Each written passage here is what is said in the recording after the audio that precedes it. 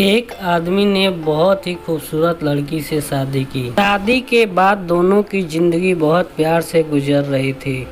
वह उसे बहुत चाहता था और उसकी खूबसूरती की हमेशा तारीफ किया करता था। लेकिन कुछ दिनों बाद लड़की चर्म रोग से ग्रसित हो गई और धीरे धीरे बीमारी फैलने लगी, जिससे उसकी खूबसूरती जाने लगी। खुद को बदसूरत होते देख उसके मन में डर समाने लगा।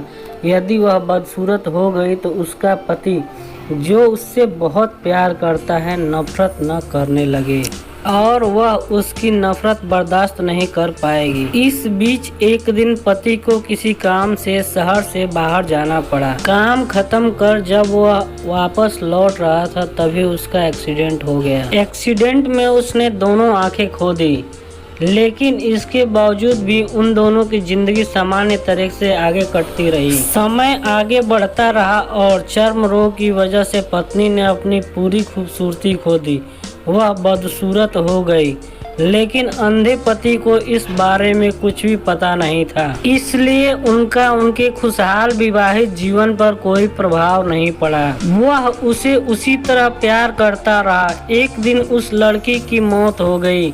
पति अब अकेला हो गया था। वह बहुत दुखी था। वह उस शहर को छोड़कर जाना चाहता था। उसने अंतिम संस्कार की सभी क्रियाविधि पूर्ण की और शहर छोड़कर जाने लगा। तभी एक आदमी ने पीछे से उसे पुकारा और पास आकर कहा, अब तुम बिना सहारे के अकेले कैसे चल पाओगे? इतने साल तो तुम्हारी पत्नी तुम्हारी मदद किया करती थी। पति ने जवाब दिया, दोस्त, मैं अंधा नहीं हूँ, बस मैं अंधा होने का नाटक कर रहा था। क्योंकि यदि मेरी पत्नी को पता चल जाता कि मैं उसकी बदसूरती देख सकता हूँ तो यह उसे बर्दाश्त नहीं कर पाती और रोग से ज्यादा दर्द देता। इसलिए मैंने इतने साल अंधे होने का दिखावा किया।